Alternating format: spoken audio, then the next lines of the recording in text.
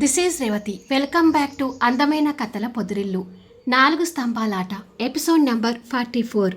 CEO సీట్లో కూర్చోటానికి హుషారుగా ఆఫీస్కి వచ్చిన శ్రీమాన్. కానీ ఆ తర్వాత ఏం జరిగింది? కథలకు వెళ్ళిపోయే ముందు దయచేసి వీడియోకి ఒక లైక్ ఇవ్వండి, అలాగే హైప్ ఇచ్చి వీడియోని సపోర్ట్ చేయండి. స్టోరీస్ నచ్చినట్టయితే మన ఛానల్ని తప్పకుండా షేర్ చేయండి. ఇక కథలోకి వెళ్ళిపోదాం. ఈశ్వరి, శ్రీమాన్ ఇద్దరు ఇలా సంతోషంగా ఉండగా ఒక పక్క నుంచి మైనా, ఇంకొక పక్క నుంచి జగదీశ్రావు గారు కాలేజ్కి రెడీ అయిన ఆర్ష అక్కడికి చేరుకుంటారు.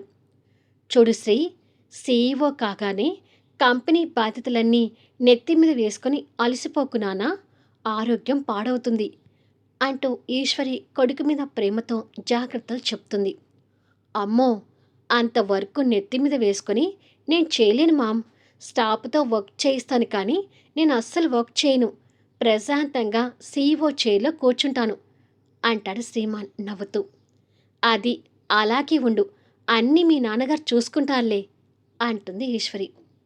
మైనా వాళ్ళ మాటలు విని, శ్రీమాన్ ఇలా ఉండటానికి కారణం ఈవిడ గారి గారాభం పెంపకం అని క్లియర్గా అర్థమవుతుంది అని మనసులో తిట్టుకుంటుంది. సీఈఓ చైర్ అంటే దర్జాగా కూర్చోవటం కాదన్నయ్యా, దానికి తగ్గట్టే బాధ్యతలు కూడా ఉంటాయి అంటాడు హర్ష. రేయ్, నువ్వు ఊరుకోరా, మీ అన్నయ్య వర్క్ చేస్తే అలసిపోతాడు అంటుంది ఈశ్వరి. మరి అలసిపోయేటట్టయితే ఆఫీస్కి ఎందుకు, శుభ్రంగా నీ కొడుకుని ఇంట్లోనే ఉంచుకో ఈశ్వరి అంటారు జగదీశ్వరరావు గారు. తిని కూర్చుంటే మీరు ఊరుకోరు కదా, మీతో నా కొడుకు తిట్లు తినే బదులు ఆ సీఈఓ చైర్లో కూర్చుంటేనే బెటర్ అంటుంది ఈశ్వరి. బాగా చెప్పా మామ్, అందుకే నువ్వంటే నాకు అంత ఇష్టం అంటూ ప్రేమగా తల్లి బుగ్గలు నొక్కుతాడు. ఆ క్షణం శ్రీమాంది ఒక చంటి పిల్లోడి బిహేవియర్ లాగా మైనాకి కనిపిస్తుంటుంది. అంతలో మైనా బుక్ చేసిన క్యాబ్ రావడంతో, నేను డ్యూటీకి వెళ్ళొస్తాను అంకుల్ అని చెప్పి బాయ్ హర్ష అని ఆశ కూడా చెప్పి ఆ అమ్మ కొడుకుని కాస్త కోపంగా చూసుకుంటూ మైనా వెళ్ళిపోతుంది. ఆ విషయం ఈ తల్లి కొడుకి అర్థమై మొహం తిప్పుకుంటారు. కాలేజ్ టైం అవుతుంది డాడ్, డ్రైవర్కి కార్ తీయమని చెప్పాను, నేను కూడా కాలేజ్కి వెళ్ళొస్తాను అని ఆశ కూడా అందరికీ బాయ్ చెప్పి వెళ్ళిపోతాడు. ఇక మీ అప్పగింతలు అయిపోతే మేం కూడా ఆఫీస్కి వెళ్తాం ఈశ్వరి అంటారు జగదీశ్రావు గారు. జాగ్రత్త, అక్కడ నా కొడుక్కి దిష్టి తగులుతుందేమో, ఆఫీస్కి వెళ్ళగానే దిష్టి తీయించండి అని అంటుంది ఈశ్వరి. సరేలే, దిష్టి తగిలితే ఖచ్చితంగా తీయిస్తానులే అని చెప్పి ముందుకు వెళ్తుంటే, బాయ్ మామ్ అని చెప్పి శ్రీమాన్ కూడా వెళ్తుంటాడు. ఆశ కారులో కొద్ది దూరం వెళ్ళగానే రోడ్డు మీద కీర్తి కాలేజ్కి వెళ్ళటం కనిపించి, డ్రైవర్ కార్ ఆపు అని అంటాడు. సరిగ్గా కార్ కీర్తి పక్కకొచ్చి ఆగుతుంది. ఎవరిది కార్ అని కీర్తి చూస్తూ ఉండగానే ఆశ దిగి, హాయ్ కీర్తి అని నవ్వుతూ పలకరిస్తాడు. ఓ నువ్వా, హాయ్ అని తను కూడా చిన్న స్మైల్తో పలకరిస్తుంది. తన మెడలో ఉన్న ఐడి కార్డు మీద కాలేజ్ పేరు చూసి, కార్ ఎక్కు, మీ కాలేజ్ దగ్గర డ్రాప్ చేస్తాను అని అంటాడు.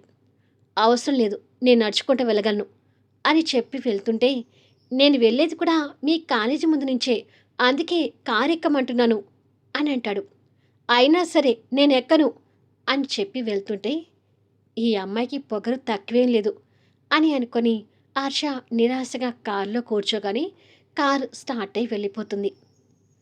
డబ్బు ఉండడని చెప్పి తెగ బిల్డప్ ఇస్తున్నాడు అని కీర్తి ముందుకు వెళ్తున్న కారు చూస్తూ తిట్టుకుంటూ వెళ్తుంది. హర్ష మిర్రర్ నుంచి తనను చూసి నవ్వుతూ కారులో వెళ్తుంటాడు. ఎగ్జామ్ హాల్లో మౌనిక ఎగ్జామ్ పేపర్ తీసుకుని ఎగ్జామ్ రాయటానికి రెడీ అవుతూ వినయ్ సీట్ ఖాళీగా ఉండటం చూసి, హమ్మయ్య, ఈసారి క్లాస్లో నేనే ఫస్ట్ అని అనుకొని ఎగ్జామ్ రాయబోతుండగా, excuse me madam, may I come in అంటూ వినయ్ క్లాస్ ముందుకొచ్చి లెక్చరర్ పర్మిషన్ అడుగుతాడు. వినయ్ గొంతు వినగానే ఆశ్చర్యపోతూ మౌనిక డోర్ వైపు చూస్తుంది. షర్టు మీద బురద ఎంత కడిగినా అక్కడక్కడ బురద మరకలతో వినయ్ అందరికీ కనిపిస్తుంటాడు. దేవుడా, ఈ వినయ్ రాడు అనుకుంటే వచ్చాడేంటి అని తిట్టుకుంటుంది మౌనిక. లెక్చరర్ వినయ్ని అలా చూస్తూ, ఏమైంది వినయ్, షర్టు మీద ఆ బురద మరకలేంటి అని అడుగుతుంది. అక్కడ నిలబడి ఉన్న వినయ్ మౌనిక వైపు కోపంగా చూస్తుంటాడు. బాబోయ్! ఇప్పుడు అందరి ముందు నా పేరు చెప్తాడా ఏంటి? అని అనుకొని మౌనిక భయపడుతుంటుంది. తన వైపు నుండి చూపు తిప్పి లెక్చరర్ వైపు చూస్తూ, రోడ్డు మీద నడుస్తూ వస్తుంటే ఒక వెహికల్ నా పక్కనున్న బురద మీద నుంచి వెళ్ళింది మేడం. దాంతో రోడ్డు మీద ఉన్న బురద నా మీద చిందింది అని చెప్తాడు. హమ్మయ్య! బతికించాడు అని మౌనిక అనుకుంటే, అలాగా, కానీ వినయ్, ఎగ్జామ్ స్టార్ట్ అయ్యి కూడా 10 నిమిషాలైంది. ఇప్పుడు నేను ఎగ్జామ్‌కి అలౌ చేయకూడదు అంటుంది లెక్చరర్. బాగా అయింది అని మౌనిక అనుకుంటే, అలా అనకండి మేడం. ఎగ్జామ్ రాయకపోతే నేను ఫెయిల్ అయినట్టే కదా అర్థం వస్తుంది. చాలా కష్టపడి చదివాను మేడం. ప్లీజ్ నన్ను ఎగ్జామ్ రాయనివ్వండి అని రిక్వెస్ట్ చేస్తాడు. నువ్వు గుడ్ స్టూడెంట్వి వినయ్, కాదని చెప్పను. కానీ మా రూల్స్ మాకుంటాయి కదా. పోనీ ఒక పని చేయి, ప్రిన్సిపాల్ దగ్గరికి వెళ్ళి పర్మిషన్ తెచ్చుకో. అప్పుడు నేను లోపలికి రానిస్తాను. లేదంటే నాకు ప్రాబ్లం అవుతుంది అని లెక్చరర్ కొంచెం బాధగా చెప్తుంది. సరే మేడం, ఇప్పుడే ప్రిన్సిపాల్ దగ్గరికి వెళ్ళొస్తాను అని అంటాడు. త్వరగా వెళ్ళిరా, ఇప్పటికే ఎగ్జామ్ స్టార్ట్ అయి 10 నిమిషాలు దాటిపోయింది అని చెప్పగానే వినయ్ ప్రిన్సిపాల్ రూమ్ దగ్గరికి పరిగెత్తుతుంటాడు. ప్రిన్సిపల్ సార్ పర్మిషన్ ఇవ్వకుండా ఉంటే బాగుండు అని మౌనిక అనుకొని తను ఎగ్జామ్ రాస్తుంటుంది. ప్రిన్సిపల్ గారు వినయ్ని తిడుతుంటే ఆ తిట్లు తింటున్న వినయ్కి కళ్ళల్లో కన్నీటి పొరలతో పాటు మౌనిక మీద కోపం కూడా వస్తుంటుంది. ఎగ్జామ్ రోజు నిర్లక్ష్యంగా ఉండటం ఏంటి? ఇంకొకసారి ఇలా కాకుండా చూసుకో, వెళ్ళి ఎగ్జామ్ రాయి అని ప్రిన్సిపల్ సార్ పర్మిషన్ ఇవ్వగానే థ్యాంక్ యూ సార్ అని చెప్పి పరిగెత్తుకుంటూ క్లాస్ రూమ్కి వస్తాడు. పర్మిషన్ ఇచ్చారు మేడం అని లెక్చరర్కి చెప్పి సీట్లోకి వచ్చి కూర్చుంటాడు. మౌనిక ఈర్ష్యగా చూస్తుంటుంది. వినయ్ కూడా తనని ఎర్రబడిన కళ్ళతో కోపంగా చూసి లెక్చరర్ ఇచ్చిన ఎగ్జామ్ పేపర్ అందుకొని ఇక ఆ క్షణం తన గురించి వదిలేసి టకటక ఎగ్జామ్ రాస్తుంటాడు. శ్రీమాన్ గ్రూప్ ఆఫ్ ఇండస్ట్రీస్ ముందు జగదీశ్వరరావు గారు శ్రీమాన్తో కలిసి కార్ దిగుతాడు. శ్రీమాన్ గ్రూప్ ఆఫ్ ఇండస్ట్రీస్ అని కనిపిస్తున్న పెద్ద బిల్డింగ్ని చూసి శ్రీమాన్ సంతోషపడుతూ, డాడ్ నన్ను సీఈఓగా పరిచయం చేస్తున్న సందర్భంగా ఆఫీస్ అంతా అందంగా అలంకరించి ఉంటారు. కాబోయే సీఈఓగా ఇప్పుడు స్టాఫ్ అందరూ నాకు బొకేస్ ఇచ్చి విష్ చేస్తారేమో అని అనుకొని సంతోషపడుతూ తండ్రితో పాటు లోపలికి వెళ్తాడు. లోపల అంతా నార్మల్గా ఉంటుంది.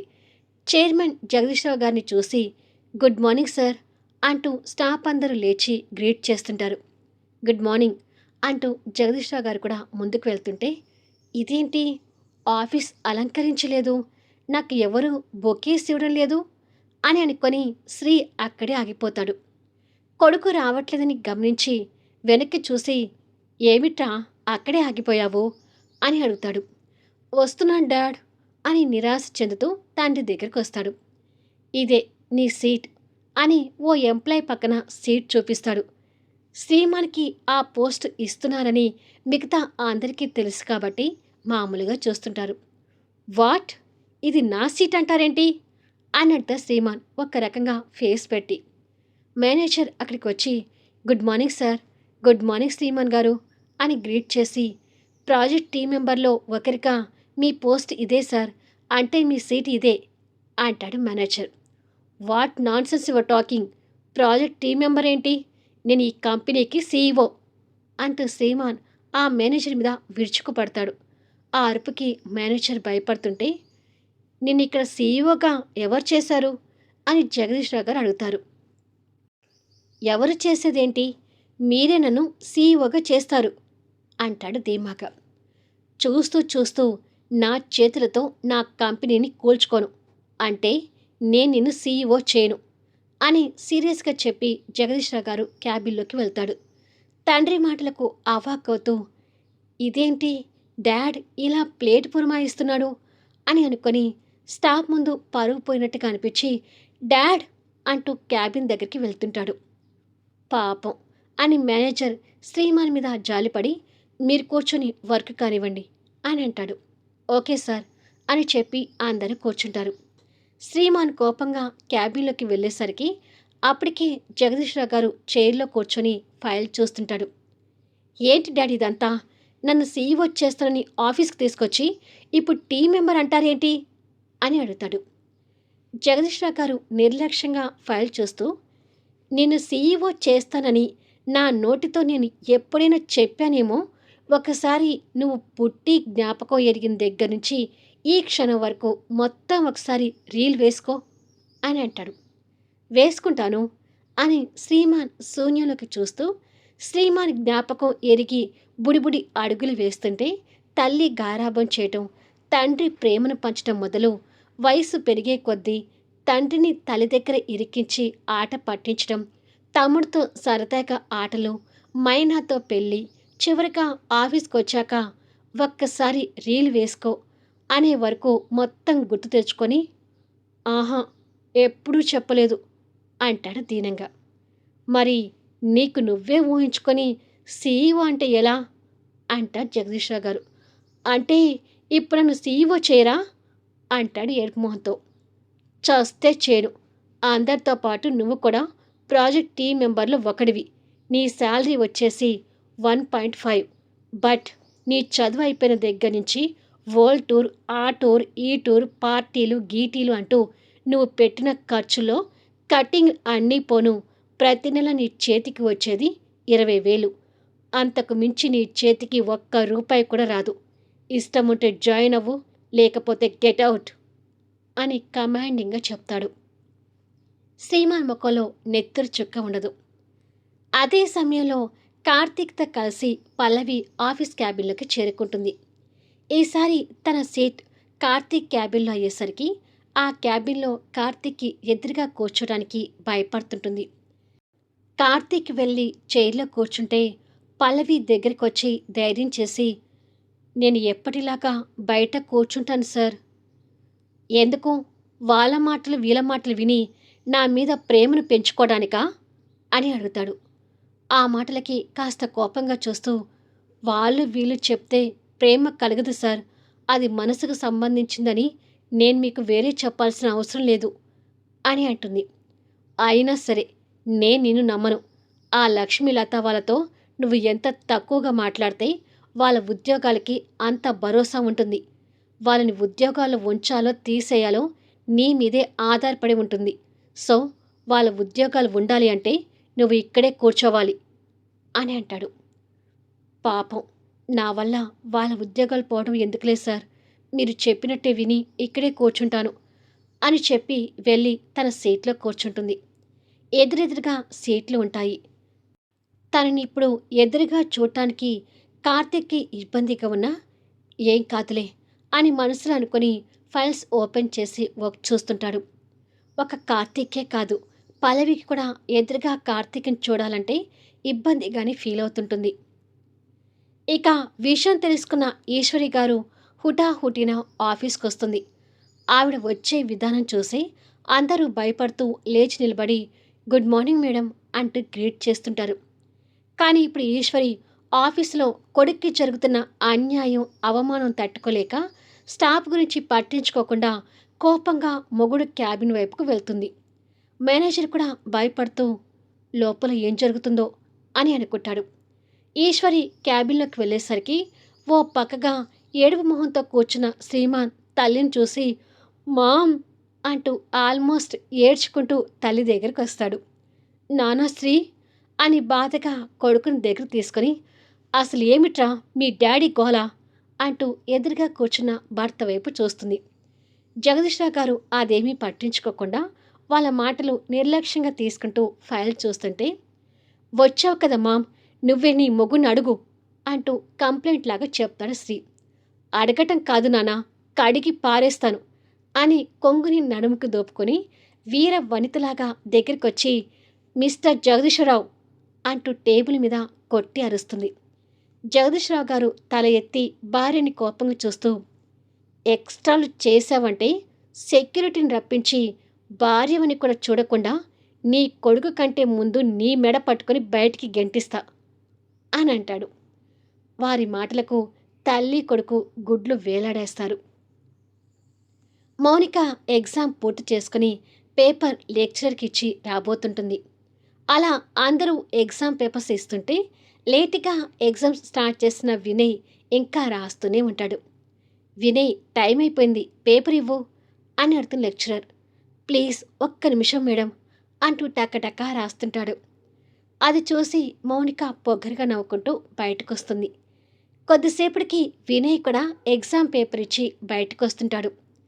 వినయ్‌ని చూసి మౌనిక పక్కన ఉన్న ఫ్రెండ్స్‌తో మాట్లాడుతూ, "ఈసారి క్లాస్ ఫస్ట్ నేనే" అంటూ ధీమా వ్యక్తం చేస్తుంది. మళ్ళీ నెక్స్ట్ వీడియోలో కలుద్దాం. ఎదురెదురుగా కూర్చున్న కార్తీక్, పల్లవి మధ్య దూరం పెరుగుతుందా? తరుగుతుందా? ఇప్పుడు శ్రీమాన్ పరిస్థితి ఏంటి? ఈశ్వరి కూడా ఇక ఏమీ చేయలేదా? శ్రీమాన్ ఇక 20,000తో సరిపుచ్చుకోవడమేనా? మౌనిక సంతోషం నెరవేరుతుందా? తనే క్లాస్ ఫస్ట్ వస్తుందా? కథ నచ్చితే లైక్ చేయండి, హైప్ ఇవ్వండి, మీ అమూల్యమైన అభిప్రాయాలు తెలియచేయండి. అలాగే మన స్టోరీస్‌ని తప్పకుండా షేర్ చేయండి. Thank you for listening.